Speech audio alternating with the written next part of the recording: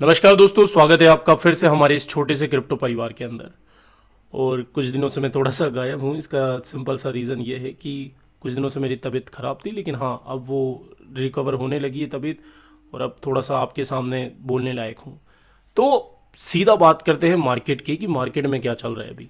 आज आपने देखा होगा कि इंडियन स्टॉक मार्केट में निफ्टी 50 सेंसेक्स इनकी ओपनिंग तो गैप अप के साथ हुई, लेकिन समय के साथ साथ जैसे जैसे आज समय बीतता गया, ये हमें नीचे की तरफ लुढ़कते हुए दिखे। और एक समय ऐसा आया जब निफ्टी 50 और सेंसेक्स की जो क्लोजिंग है वो नेगेटिव रही। आज निफ्टी 50 लगभग 0.34 के आसपास गिरी और सेंसेक्स भी लगभग 0.28% के आसपास गिरा।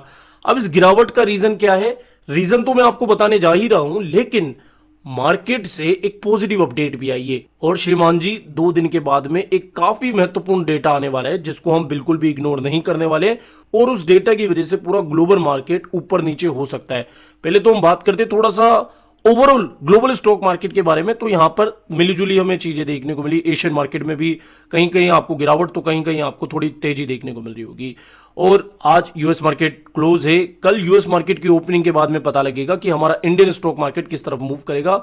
अब देखो, डाउ जोन्स का अगर आप फ्यूचर देखोगे ना, तो वो थोड़ा बहुत डाउन चल रहा है, जिसका इफेक्ट हमें जो आईटी सेक्टर है उसमें देखने को मिल रहा है।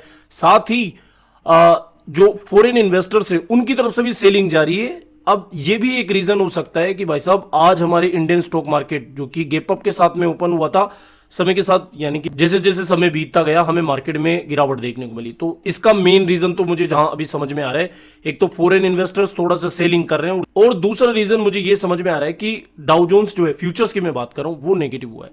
अब पॉजिटिव बात बताऊं तो भाई साहब देखो, इंडियन जो WPI है, एक तो CPI होता है, कंज्यूमर प्राइस इंडेक्स, एक होता है प्रोडक्ट प्राइस इंडेक्स, और एक होता है होलसेल प्राइस इंडेक्स।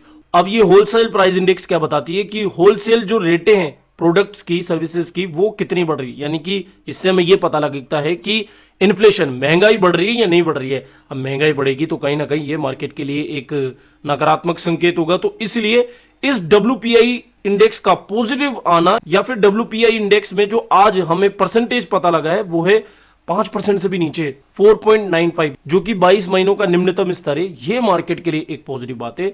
तो हाल फिलहाल तो आज इसका कोई इफेक्ट देखने को नहीं मिलेगा, लेकिन अगर आप थोड़ा सा लॉन्ग टर्म विजन से देखोगे ना, तो ये एक पॉजिटिव न्यूज है, और इसका डेफिनेटली आगे आने वाले समय में हमें फर्क भी मार्केट पर देखने को मिलेगा। तो होलसेल मार्केट में इन्फ्लेशन का कम होना, ये एक शुभ संकेत है मार्केट के लिए। तो ये एक गुड न्यूज थी। और बाकी मैंने ये जो आपको बताया कि फॉरेन इन्वेस्टर्स की तरफ से सेलिंग प्रेशर आ रहा है, इस वजह से मार्केट में थोड़ी गिरावट देखने को मिली।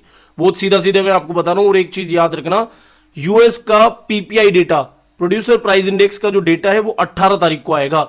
वहां पर अभी जो प्रोडक्ट एंड सर्विसेज है उनके दाम बढ़े हैं, घटे हैं, वहां पर इन्फ्लेशन आई है या नहीं आई है, उससे हमें ये पता लगने वाला है, ठीक है, इस PPI डेटा से।